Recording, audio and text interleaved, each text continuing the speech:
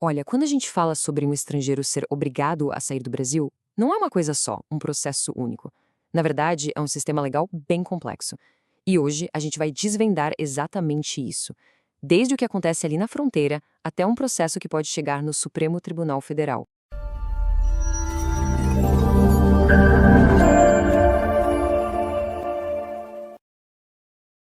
Pois é. Então, como é que funciona isso na prática? A gente não está falando de uma única regra.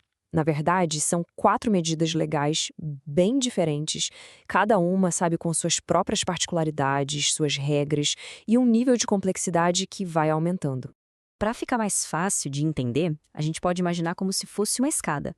A gente vai subir degrau por degrau, começando pela medida mais simples de todas e indo até o processo mais detalhado, aquele que já envolve direito internacional e tudo mais. Mas antes da gente olhar cada uma dessas medidas em detalhe, é super importante entender a base, o alicerce de tudo isso. Existe uma lei, a Lei de Imigração de 2017, número 13.445, que define os princípios básicos que valem para quase todos esses processos. É a regra do jogo, digamos assim. Então, vamos lá, são essas 4 as medidas de remoção compulsória, e como a gente falou, elas estão organizadas da mais simples, que é aquela que rola bem na fronteira, até a mais complexa de todas, que chega a envolver o nosso Supremo Tribunal Federal. E aqueles princípios que a gente comentou, eles são a espinha dorsal de tudo. Primeiro, o princípio do non-refoulement, que é um nome complicado para dizer uma coisa bem simples e importante. Ninguém pode ser mandado de volta para um país onde sua vida ou liberdade estejam em risco. Outra coisa, cada caso é um caso. Análise é sempre individual, não pode sair mandando grupos inteiros embora. E claro, tem uma atenção especial para situações de vulnerabilidade, como refugiados.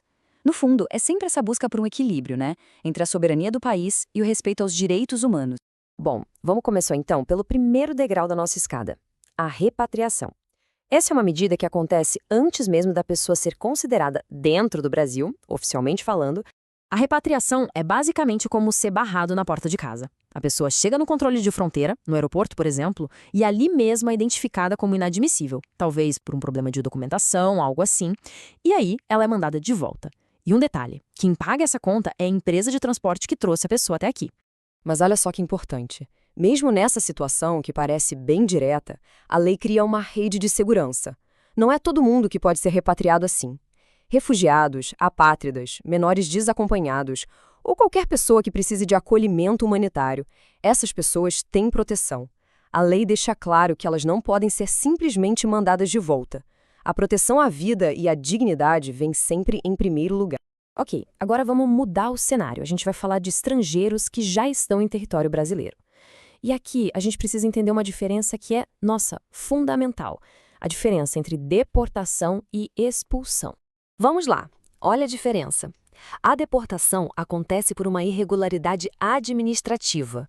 Pensa assim, o visto da pessoa venceu, ela ficou mais tempo do que podia.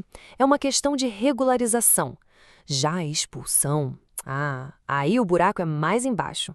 A expulsão é uma consequência de um crime grave, com condenação e tudo. No caso da deportação, a pessoa é notificada e tem um prazo, no mínimo, 60 dias para se regularizar ou sair do país por conta própria.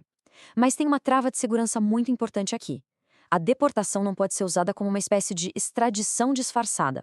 Ou seja, não dá para usar esse mecanismo mais simples para contornar as regras bem mais rígidas de um pedido de extradição que não seria aceito.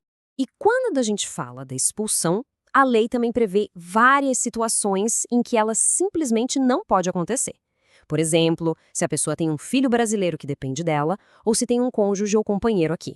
São proteções que levam em conta os laços familiares, os vínculos que a pessoa criou no Brasil.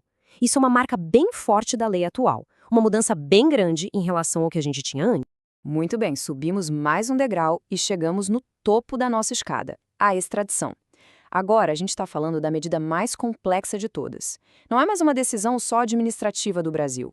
É um ato de cooperação jurídica internacional, que envolve tratados e a participação dos 3 poderes: executivo, legislativo e, principalmente, o judiciário. Então, a extradição é diferente de tudo que a gente viu até agora.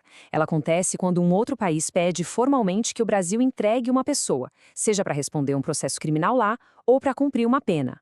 A base para isso é sempre um crime, e o processo todo depende de um tratado ou, pelo menos, de uma promessa de que o outro país faria o mesmo pelo Brasil.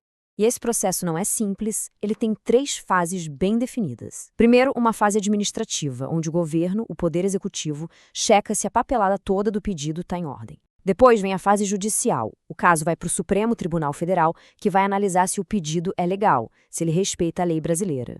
E só se o STF der o ok, a gente vai para a fase final, a decisória, onde o presidente da República dá a palavra final, uma decisão política sobre entregar ou não a pessoa. E o papel do STF aqui é bem específico. O Supremo faz o que o direito chama de juízo de delibação. O que isso quer dizer? Que o tribunal não vai julgar de novo se a pessoa é culpada ou inocente do crime lá no outro país. A função do STF é só verificar se o pedido está de acordo com as regras formais, com a lei brasileira e os tratados. Ele funciona como um filtro, um guardião da legalidade do processo.